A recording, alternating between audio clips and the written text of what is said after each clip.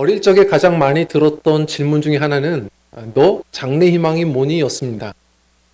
그런데 친구들과 함께 듣다가 보면요.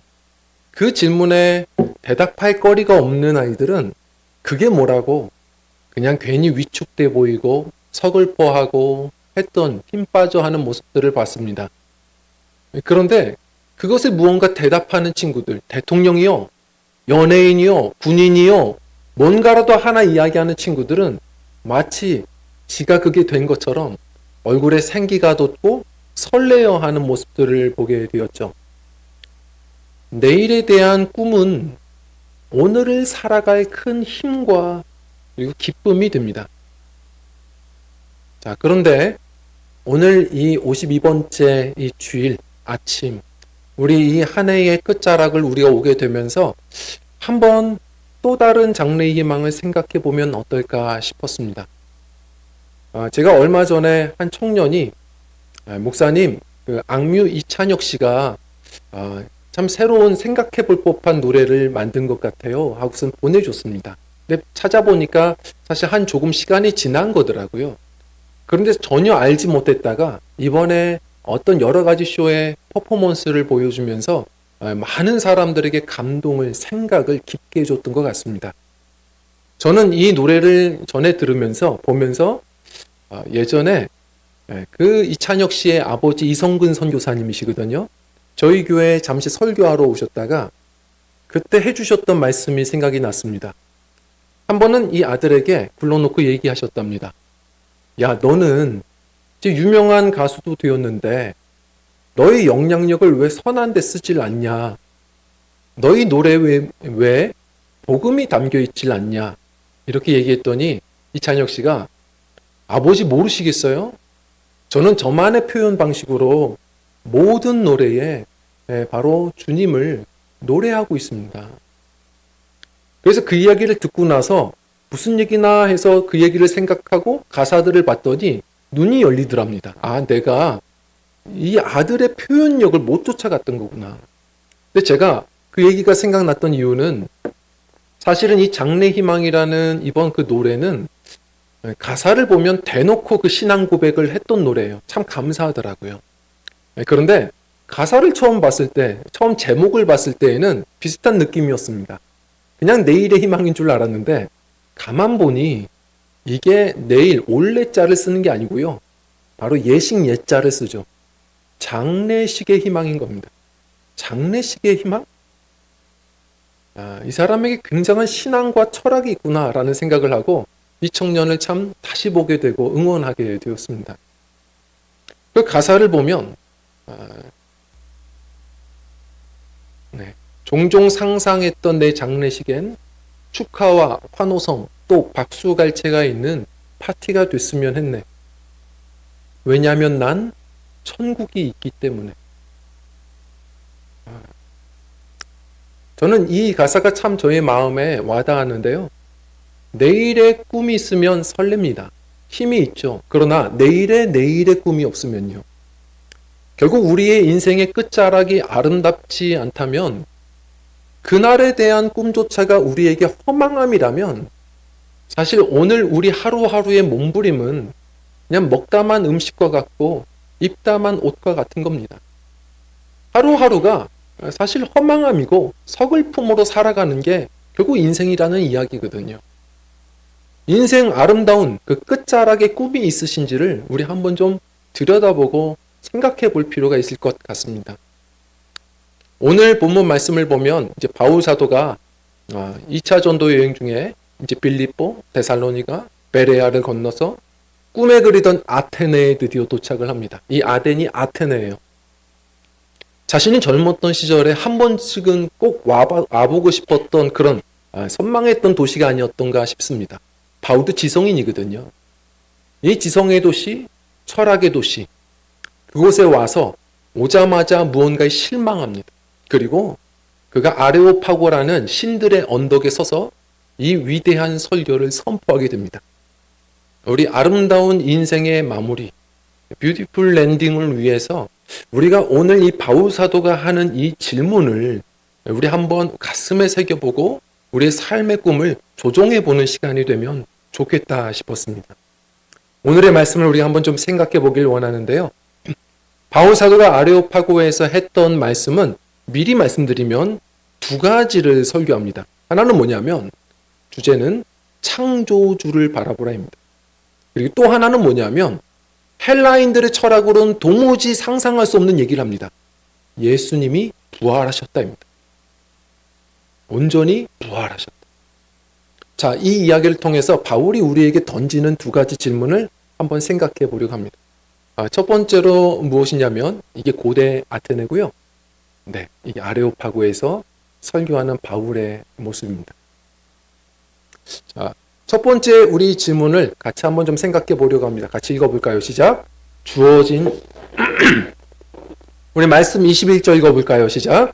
모든 아텐 사람과 거기서 나그네 된 외국인들이 가장 새로운 것을 말하고 듣는 것 이외에는 달리 시간을 쓰지 않음이더라. 아멘. 자, 꿈에 그리던 아텐에 어떤 곳일까 도착해 봤습니다. 그런데 오늘 말씀해 보면 도착하자마자 바울이 격분합니다. 이 격분이라는 말이 발작 이런 뜻이에요. 무언가가 발작 버튼을 눌렀어요. 지금 흥분했습니다. 무엇을 봤냐면 주변이 다 우상천지인 겁니다. 다 우상천지예요. 그리고 바울이 이렇게 생각해 본 거죠. 이들이 날마다 지식, 새로운 지식만 탐구하고 그것을 즐길 뿐이지 오늘 하루하루 인생에 대한 진리를 깊이 숙고하거나 무언가를 삶에 있어서 결정하는 일들을 하지 않고 살더라는 겁니다. 하루하루가 저러다 보니 그 지성인들이 하는 짓이 평생 우상 숭배하며 사는 삶이더라라는 것이죠. 시간을 낭비하고 있더라라고 얘기합니다. 우리는 어떻습니까? 우리도 굉장히 비슷하게 지금 살고 있습니다. 생각해 보십시오. 어느 때보다도 지성인의 세대를 우리가 지금 살아가고 있습니다. 그런데 예전에 그 독가스 살인사건, 그 지하철 살인사건을 일으켰던 그 가장 악랄했던 테러 집단, 옴진리교 보십시오. 그 사이비 집단들 광신도들 아니었습니까? 근데 그들이 대부분 그 간부들이 나중에 잡혀 들어갈 때 보니 다 놀랬죠. 왜냐하면 다 동경대학 출신들입니다. 인류 대학생들이 우리나라도 마찬가지입니다. JMS, 통일교 뭐 그런 이야기 할 필요도 없습니다. 오늘날 계속 뉴스거리에 기사화되는 사람들 보면 정재계 인사들 대부분 무속인들을 한둘씩 끼고 있는 걸 봅니다. 이게 뭐 하는 거죠? 왜 이렇게 실망스러운 겁니까? 그 우상숭배는 멀리 있지도 않습니다. 우리 학생들 한번 생각해 보시죠. 오늘 학생들이 또 같이 있는 것 같은데요. 학생들은 연예인을 그렇게 좋아합니다. 스타들을 굉장히 열광해하죠. 이럴 때는 좀 미안해지는데 뭐 다른 자식 얘기할 수 없으니까요. 저희 딸아이도 한 번은 그런 거예요. 학교 갔다가 이제 돌아오면서 한 번은 얼굴이 죽상입니다. 그래서 아빠 오늘 학교에서 저 울었어요. 왜? 무슨 일인데?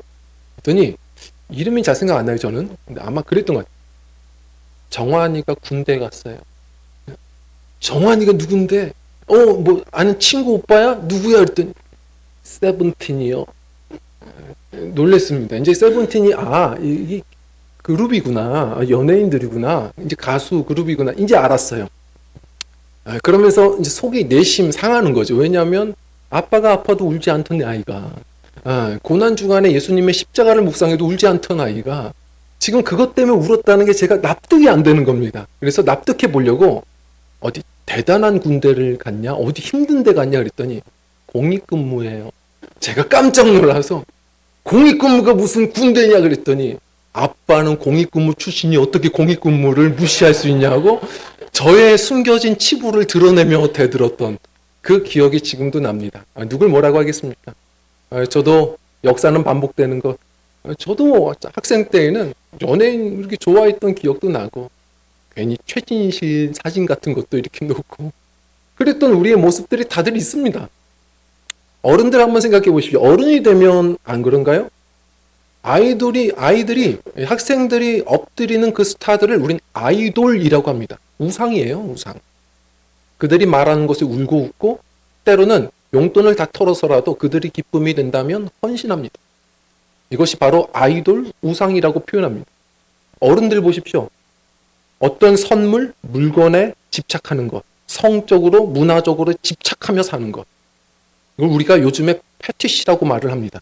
이 패티시라는 말이 고대에 이 돌, 나무, 조각들 그걸 영험하게 보고 집착하던 것, 종교 생활에서 오는 단어입니다. 아무리 지성의 도시여도요, 오늘날 똑같습니다. 얼마나 비참한지. 평생 우리가 하는 건 뭐죠? 아무리 공부를 해도 오스카 와일드가 했던 말이 있습니다. 하나님을 떠난 지식은, 하나님을 떠난 공부는 결국 똑똑한 악마를 만들 뿐이다 라고 얘기했습니다. 평생 하는 짓이 사람이 영적인 존재이기 때문에 계속해서 무언가를 의지하고 싶어서 이 불안감을 해소하기 위해서 무언가를 덥석덥석 물고 붙들고 사람이든 물건이든 거기에 엎드리며 사는 게 인생들입니다. 항상 우상을 찾아다니고 그것에 실망하고 또 다른 우상을 찾아다니고 돈이든 권력이든 무언가를 삼아서 하나님을 떠난 인간은 평생 우상 숭배로 방황하며 사는 겁니다. 이것에서부터 우리가 헤어나올 수 있는 유일한 비결은 가장 지혜로웠던 솔로몬이 전도서를 통해서 후회하며 했던 말이 있습니다. 내가 모든 걸 공부해보고 모든 걸 소유해봤지만 이 세상 다 헛되도다. 그래서 우리가 해야 될 일은 전도서 12장의 뭐죠? 결론이 너는 청년의 때에 곤고한 날이 이르기 전 시간 낭비하지 말고 창조주 여호와를 바라보라라고 얘기했습니다. 우리가 해야 될 일입니다. 이 모든 우상의 굴레를 깨뜨릴 수 있는 먼저 하셔야 될 일이 무엇이냐? 창조주를 바라보셔야 됩니다. 거기서부터 우리의 시간은 되살아납니다. 흩날리는 모래 같은 시간들이 영혼으로 쌓아 올리는 시간들로 바뀌기 시작합니다. 오늘 바울 사도가 그래서 그 설교를 아레오파고에서 실망하며 선포하기 시작했습니다. 우리 24절 말씀 읽어볼까요? 시작. 우주와 그 가운데 있는 만물을 지으신 하나님께서는 천지의 주제시니 손으로 지은 전에 계시지 아니하시고, 네. 바울 사도가 뭐라고 고백하냐면, 여러분들 들으라. 여러분들이 우상 숭배하는 거 보니 종교성이 많도다. 그러나 이 모든 나무를, 돌을, 모든 걸 만드신 분이 계심을 기억해야 한다. 이것저것 믿을 게 아니다. 그 모든 것을 만드신, 만물을 지으신 창조주가 계시고 그 창조주가 당신들의 인생도 만드시고 생명을 주신 것을 기억해야 한다. 그것을 선포합니다. 그럴 때 우리 시간은 달라집니다. 26절 읽어볼까요? 시작. 인류의 모든 족속을 한 혈통으로 만드사 온 땅에 살게 하시고 그들의 연대를 정하시며 거주의 경계를. 아멘.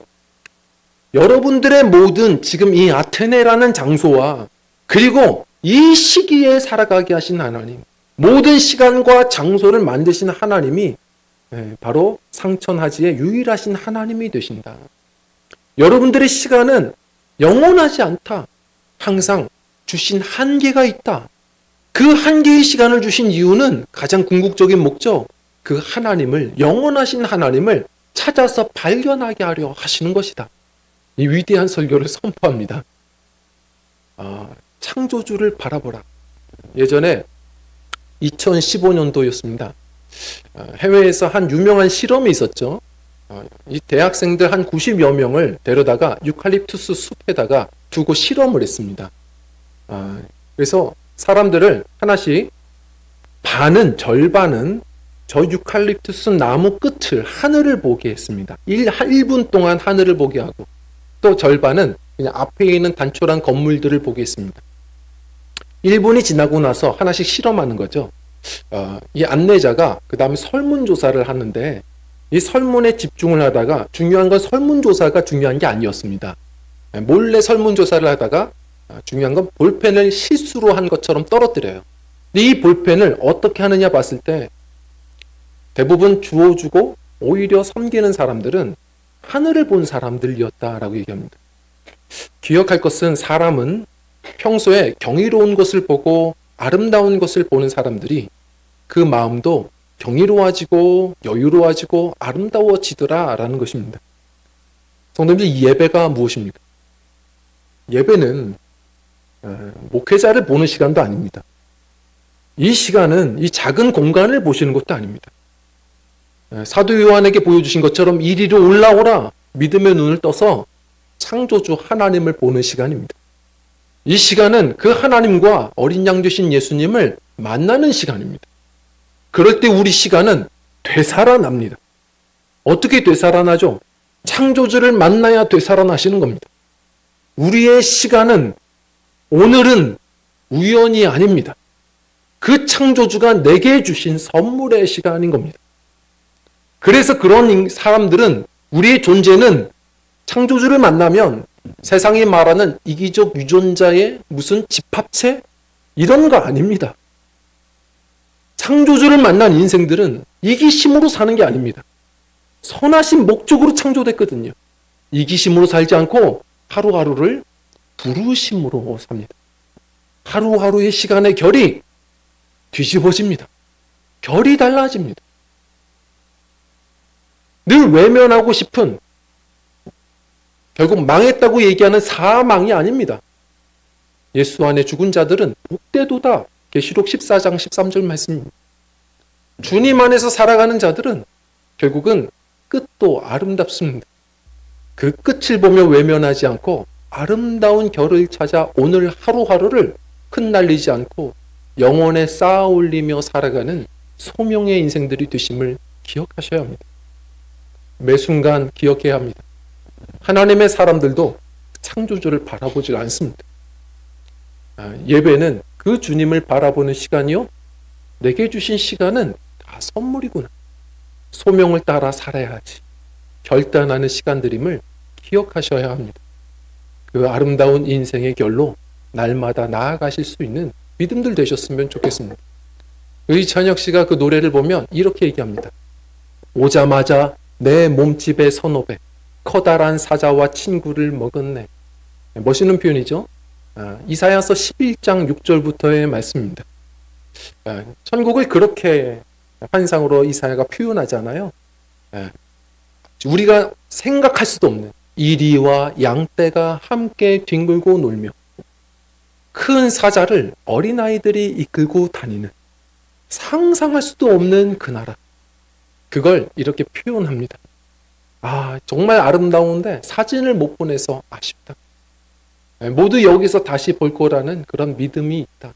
그런데 그러면서도 내 마음을 다 전하지 못했던 것, 그거 하나가 참 아쉽다.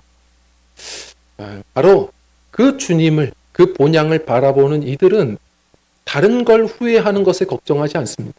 단 하나, 바로 그 주님을, 그 나라를 평소에 우리가 나누지 못한 것에 대한 후회만 남을 뿐이겠죠. 우리 이러한 아름다운 인생의 결과 목적을 가지고 하루하루를 부르심을 따라 더 사랑할 걸, 더 우리가 복음 전할 걸, 누가복음 16장의 이 부자의 후회를 우리가 마지막에는 덜 할 수 있는, 우리 은혜롭게 살아내는 우리 믿음의 여정들이 되시기를 축원드립니다. 그리고 우리 두 번째로는요, 우리 함께 읽겠습니다. 시작. 죽음 너머에 소망이 있는가 하면 31절 말씀 읽어볼까요? 시작. 이는 정하신 사람으로 하여금 천하를 공의로 심판할 날을 작정하시고 이에 그를 죽은 자 가운데서 다시 살리신 것으로 모든 사람에게 믿을 만한 증거를 주셨음이니라 하니라. 아멘. 결국 심판할 날이 온다. 그날을 회피하지 말고 외면하지 말고 살아야 한다. 그러나 소망이 있다. 바로 예수님이 부활하셨다. 예수 부활을 얘기합니다. 그게 왜 중요합니까? 고린도전서 15장에 보면 예수님의 부활은 잠자는 자들의 첫 열매가 되셨다. 그 예수님을 믿으면 그 열매가, 첫 열매가 떨어지면 어떻게 하죠? 그 떫은 열매가 떨어져야 그 다음에 수많은 단열매들이 맺히는 겁니다. 그 고난에 예수님의 그 죽음과 부활이 일어나자 결국 예수님을 믿는 자들의, 성도들의 부활이 이제 열려졌다. 이러한 고백인 겁니다. 바울 사도는 그 고백 속에서 항상 매 순간을 기쁨으로 살아냈던 것임을 보게 됩니다. 그 기쁨이 있으십니까? 그 이찬혁 씨의 그 장래 희망을 보니까요, 이번에 유명하게 된 이유가 청룡영화제 이 시상식에서 퍼포먼스를 했던 것이죠. 청룡영화제 시상식은 어떠한 스타들이 와서 특별 시간을 보내도요, 반응을 이끌어낼 수 없는 참 스타들이 권위적인 어떤 그 시상식에서 반응하지 않기로 유명한 모든 특별 초대 손님들의 무덤이라고 얘기하는 자리입니다. 그런데 정말 가볍게 와서 자기 노래를 다 표현하고 퍼포먼스까지 다 하면서 사람들의 반응을 끌어내고 오히려 시청자들에게도 충격을 던져줬던 그 공연이 일어났죠. 마구 노래합니다. 할렐루야, 꿈의 왕국에 입성한 이들을 위해 할렐루야, 함께 일어나 춤을 추고 뛰며 찬양해. 계속 자신이 덩실덩실 춤추며 노래합니다. 그리고 결국은 마지막 퍼포먼스가 뭡니까? 마지막 노래를 보면 이 친구가 계속 뛰다가 뒤에 있는 무대 뒤로 움직이게 되죠. 상자가 하나 준비되어 있고 그게 뭔가 했더니 관이었어요. 그 관에 기뻐 뛰어 들어가더니 온 관중들을 향해서 인사를 하고 밝게 웃고 엎어집니다. 그리고 나서 관의 뚜껑은 닫히고 장정들이 그것을 운구하게 되는데 끝난 줄 알았더니 그 무대 뒤에 다음 세상을 표현하는 거죠. 하얀 옷을 입은 자들이 함께 그 뒤를 덮고 행렬하며 끝나는 모습으로 마칩니다. 자신의 신앙관을 예술적으로 표현했던 것을 보게 됩니다. 이러한 할렐루야가 우리에게는 지금 있습니까? 오늘 할렐루야가 없으면 내일은 있겠습니까? 성도님들, 우리는 마지막까지 할렐루야여야 합니다. 근데 그러려면, 아름다운 장례식이 되려면 장례식 너머의 꿈도 있으셔야 하는 겁니다. 예수님이 부활하셨고 주님께서 약속하셨다. 예수님을 믿는 자들은 영원히 살 것이라는 이 하나님이 주신 천국의 복음을 강력하게 붙들며 사시는 오늘 하루하루가 되셔야 됩니다. 이것이 성도입니다. 그 믿음과 그 기쁨을 놓치지 않으셔야 되죠. 생각해 보십시오. 왜 우리가 하루하루 사는데 두려움에 빠집니까? 허무함에 빠집니까? 죽음이라는 두려움이 매우 무서운 겁니다. 예를 들어서 교도소에 가보면 누구도 건드리지 못하는 사람이 있습니다. 그 사람은 조직의 보스도 아닙니다. 그 사람은 세상의 어떤 권력자도 아닙니다. 누구죠? 빨간 명찰입니다. 그들은 사형수입니다. 사형수들을 왜 못 건드릴까요? 결국은 더 이상 잃을 게 없는 사람들이기 때문에 무서운 겁니다. 죽음이라는 공포가 세상에서 가장 무서운 겁니다. 그것 때문에 사람들은 말도 듣는 거거든요. 죽을까봐 두렵거든요. 그래서 우리 입에는 항상 죽을 것 같다는 말을 하는 거거든요. 배고파 죽고, 배불러 죽고, 우리 학생들 벌써 설교 시간 길어지면 졸려 죽고, 지겨워 죽고, 자꾸 학생들 건드리나 놀래 죽고, 우리는 매 순간 죽거든요. 두려운 겁니다. 그러나 그 사망의 권세를 이기신 예수님, 그 예수님 바라보고 그 약속을 붙드는 자들은 오늘 하루 용감합니다. 어떠한 순간이 있어도 기쁨을 잃어버리지 않고 내가 가야 할 길을 놓치지 않습니다. 죽음 너머의 소망이 있어야 말로만 저는 장례식을 편안하게들 오셔서 그냥 하셨으면 좋겠어요. 저는 슬프지 않아요. 장례식 너머의 꿈이 있어야 정말 그것이 우리의 희망이 현실이 될 것입니다. 그 약속을 붙드셔야 됩니다. 제가 외국 사람들, 미국 사람들의 기본 신앙이 자신들의 마음 안에 잘 결이 준비되어 있어서 우리가 좀 본받을 점들이 좀 있어요. 얼마 전에 한 인터넷의 기사를 보다가 혼자 좀 감동하고 또 웃기도 했습니다. 어떤 한 여성분이 자신의 부모님을 표현해 준 겁니다. 부모님 이야기를 이렇게 썼는데 세계인들이 보면서 같이 감동하고 기뻐했죠. 어머님이 암투병을 앓다가 일찍 세상을 떠나신 겁니다. 자, 그런데 이 어머님이 속상하시죠? 이제 남편이 평생 이 살림을 별로 도와주지 않았거든요.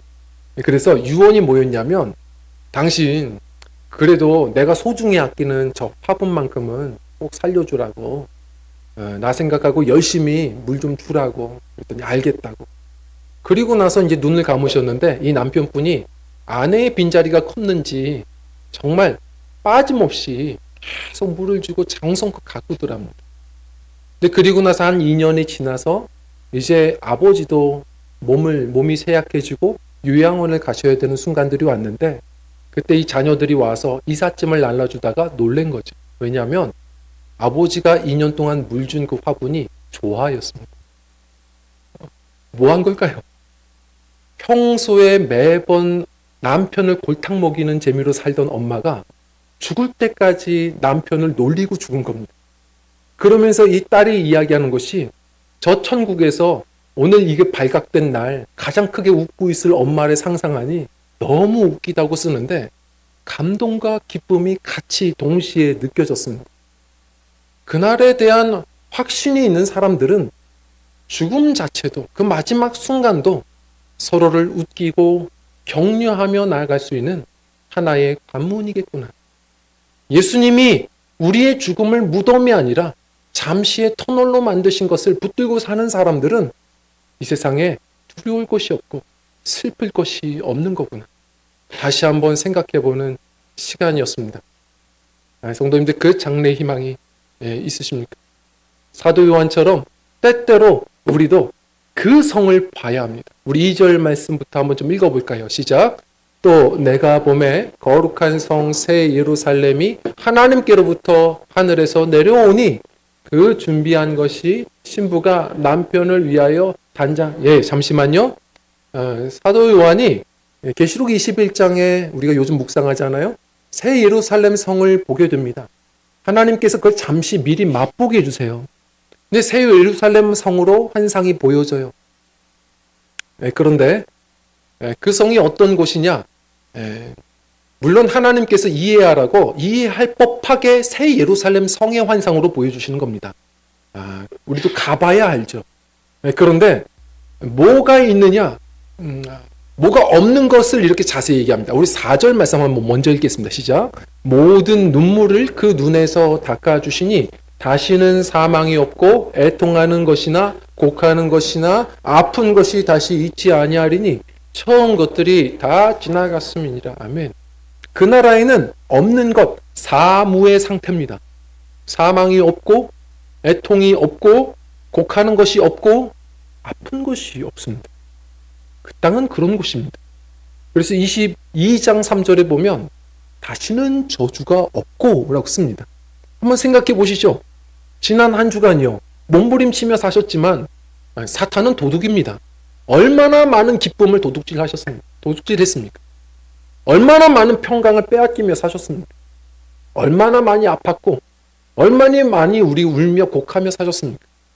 그러나 그 나라에 가보면 그 사탄이 발 디딜 틈이 없다는 것을 우리는 알게 됩니다.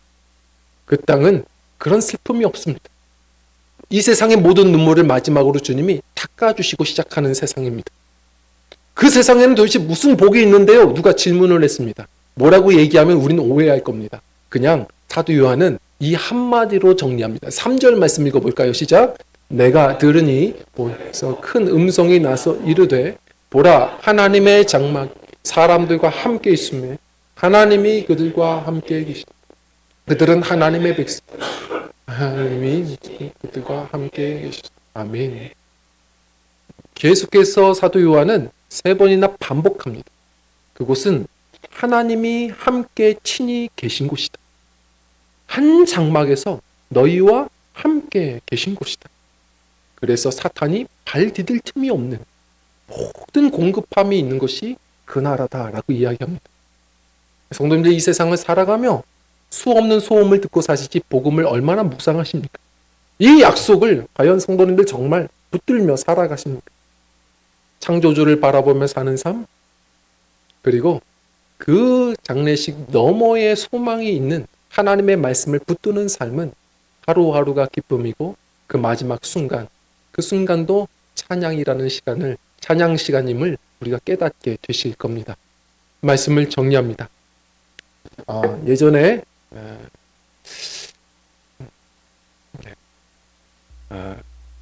김활란 여사가 죽기 전에 그런 이야기를 했다고 말합니다. 제가 죽을 때에는 장송곡을 부르지 마십시오. 할렐루야 메들리를 불러주십시오. 제가 가는 곳은 더 큰 기쁨의 나라가 분명하기 때문입니다. 라고 이야기를 했다고 합니다. 우리도 그런 것 같습니다. 우리 믿음의 사람들, 오늘도 아름답지만 진정한 아름다움은 우리 마지막 순간이 되어야 됩니다. 그 미우라 아야코 종합병동이라고 불렸던 바로 그 소설가가 했던 말이 있죠. 늘 아팠는데도 마지막에 그런 얘기를 했습니다. 성도에게 마지막 시간도 예수님의 복음을 나누는 자리임을 우리는 기억해야 합니다. 마지막 순간도 기쁘셔야 됩니다. 마지막 순간도 복음이어야 됩니다. 우리 매 순간을 창조주를 바라보시고 그 죽음 너머의 주님의 약속을 꼭 붙들며 사시는 믿음들이 되시기를. 오늘 하루도 할렐루야요. 주님께서 부르시는 바로 그 마지막 순간도 할렐루야가 되는 장송곡이 끼어들 길 없는 주님과의 동행의 여정들, 저와 성도님들의 믿음의 여정들이 되시기를 간절히 축원드립니다. 함께 찬양하고 기도하는 시간 갖겠습니다.